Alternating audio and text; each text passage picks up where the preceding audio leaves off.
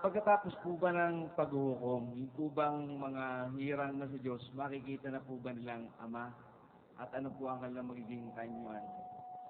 Ang kaanyuan nino, Nung po mga hirang. maliligtas yung mga hirang.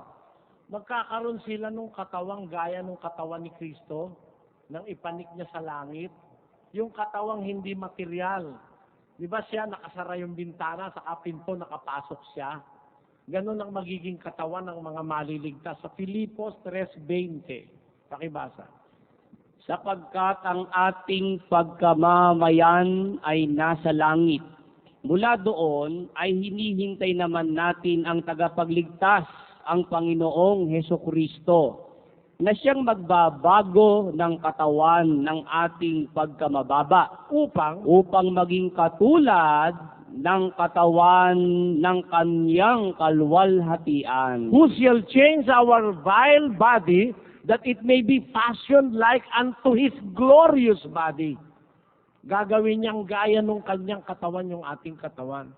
Papalitan niya tayo bago tayo dalhin sa langit. Ang katunayan niyan, doon sa 15:51 ng unang Korinto. Narito, sinasaysay ko sa inyo ang isang hiwaga. Hindi tayong lahat ay mga tutulog, ngunit tayong lahat ay babaguhin. Ayon, this is a mystery. Ang sabi ni Paul, behold, I show you a mystery. We shall not all sleep, but we shall all be changed. Tayong lahat babaguhin. Paano yon?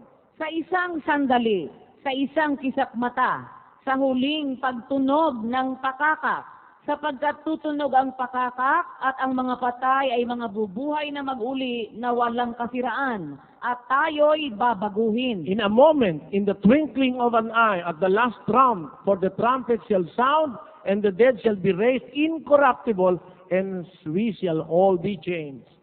En un momento, en un abrir de ojo, a la final trompeta, porque será tocada la trompeta, y los muertos serán levantados sin corrupción, y nosotros seremos transformados. We will be transformed, we will be changed, papalitan ang ating pagkatao. Ngayon, tanong, makikita na ba natin ang Ama sa langit pagka napalitan na tayo? Of course. Kaya nga, that's the very reason why papalitan ito eh. Pati yung ating mata, papalitan ng isang mata na makakakita ng kaluwalhatian ng Diyos. Ang sabi ni Kristo, blessed are the pure in hearts, for they shall see God.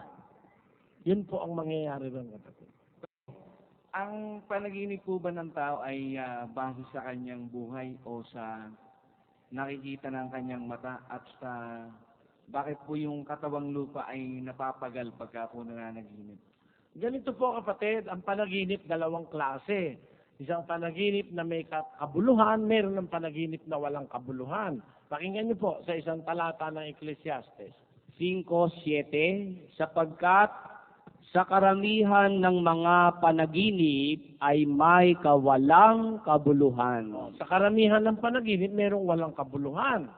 Alin naman yung panaginip na may kabuluhan? Meron po kasing panaginip, ibinibigayan Diyos sa tao para magbigay ng warning, kagaya ni San Jose. Nandun sila sa Israel. Sabi ng Diyos sa kanya sa panaginip, bumangon ka, dalhin mo yung anak na yung bata sa Ehipto, pati ang kanyang ina, dahil papapatay ni Herodes ang bata. Bumangon siya, nanaginip siya, bumangon siya, umalis siya sa Israel. Yung haring paraon naman ng Ehipto, na naginip ng 7 bakang malalaki at saka 7 bakang maliliit, kinain ng mga payat na baka yung malalaki. Ang kahulugan naman pala nun, magkakaroon ng 7 taong kasaganaan sa Ehipto at 7 taong salat sa pagkain. Ay, naghanda ngayon ng pagkain si Jose Bendido dahil naipaliwanag niya ang kahulugan ng panaginip ng hari.